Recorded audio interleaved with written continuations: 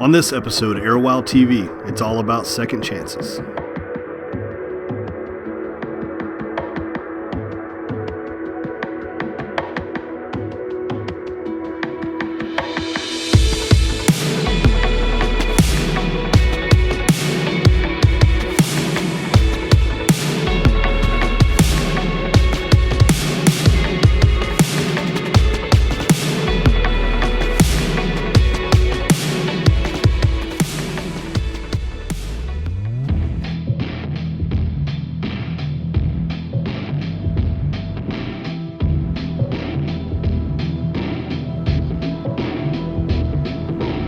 With several cool encounters, I would continue to struggle to get on my target buck.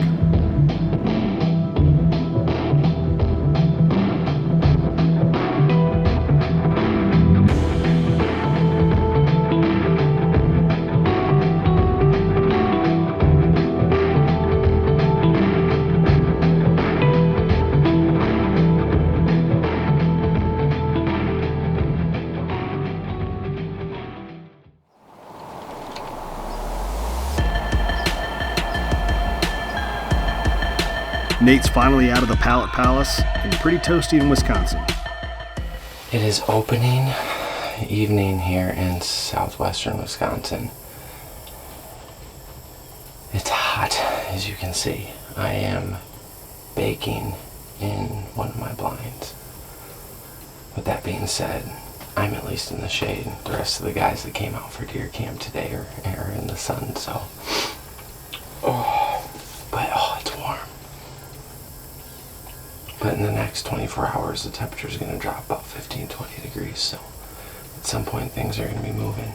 And Tyler Flynn and I are over on my Covert chicory plot, and we're hoping to get a doe shot today, so I'm sitting down here in the ground blind,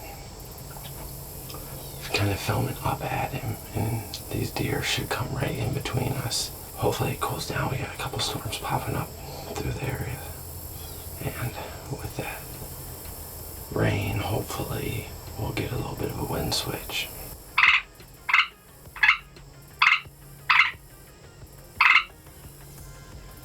Here, check this guy out.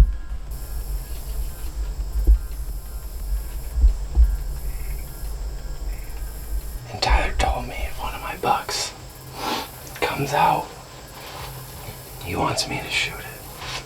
It's got to be something really special, because my wife told me I'm not allowed to mount another deer this year. Okay. Come on, Kate. Kill him.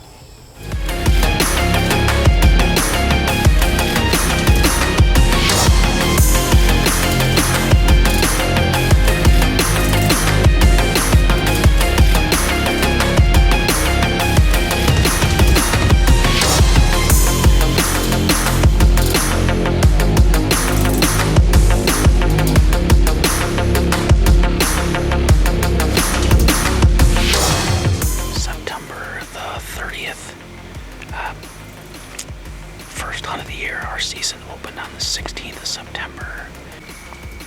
A doe and a couple fawns come through and go out to the field, and then I could hear something like bark and stuff popping, and I looked, and that buck was making a rub back in quite a ways from me, probably, I don't know, 60 or 80 yards, and I could just see a rack. I couldn't tell what it was. Eventually worked his way out. So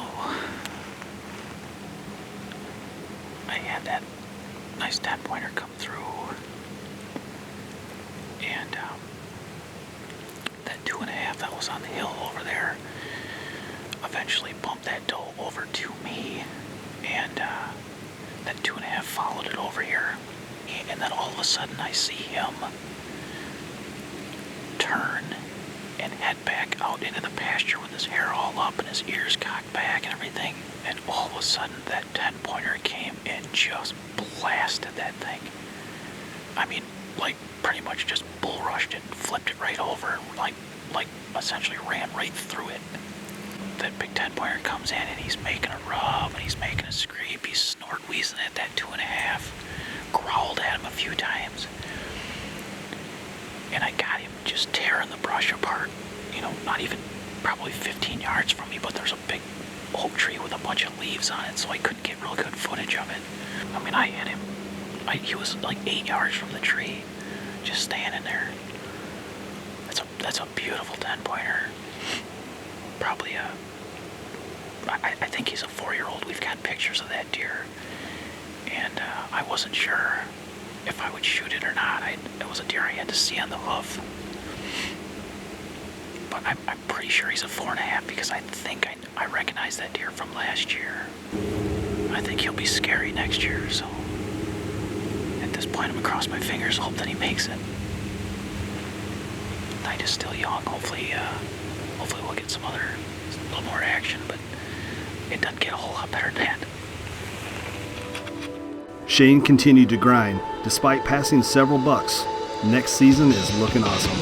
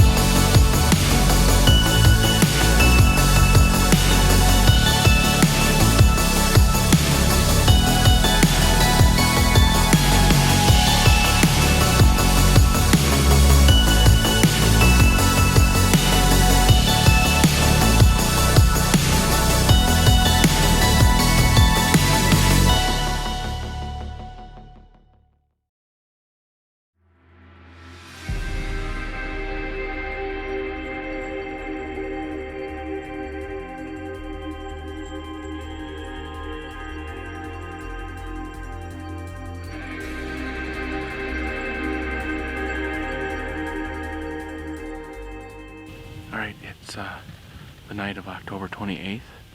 I have Nate back in the tree with me. We have a decoy out in the field, and we're going to try to kill Bucky. Both Mike and I saw him this morning. I got some terrible footage of him because I just caught a glimpse of him, and then he went and stood out in the broad open for Mike, so he didn't have a camera. So naturally that's how that went. But we're pretty sure that he bedded in this block over here. Oh.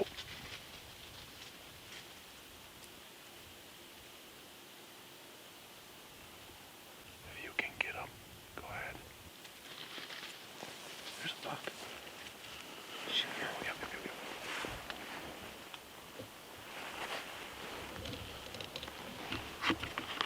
Spot.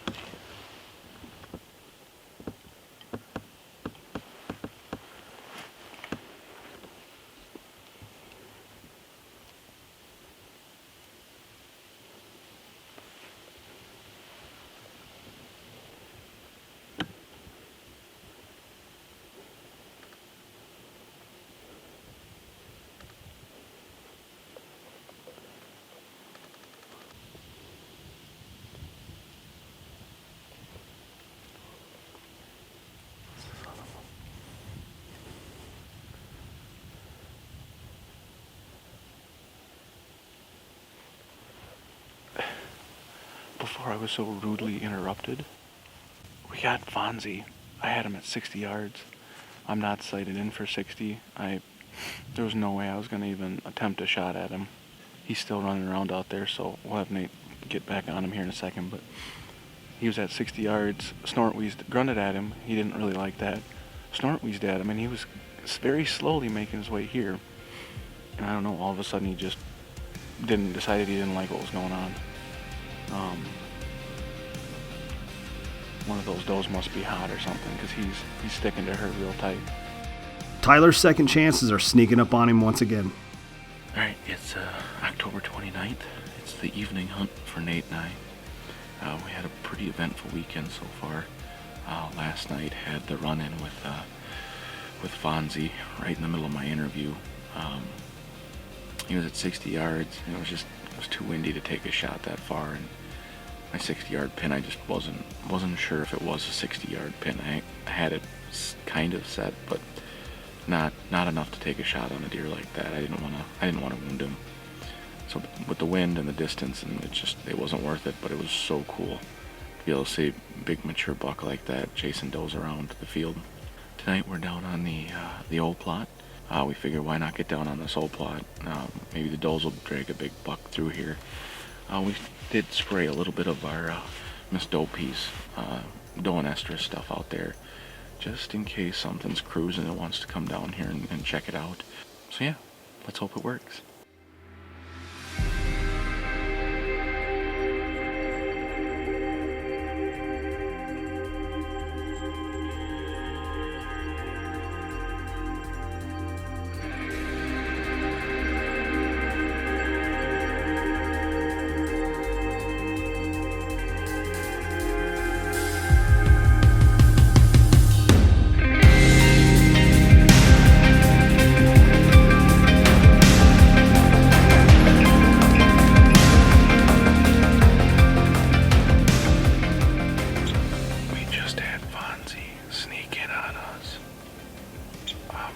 Side of the plot here, and I had 100% my fault. I had adjusted in my seat a little bit, and it made a little creaking noise on the platform.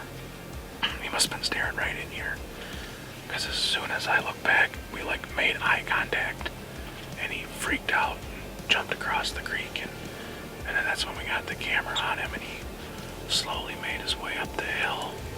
And then he got up in front of us. So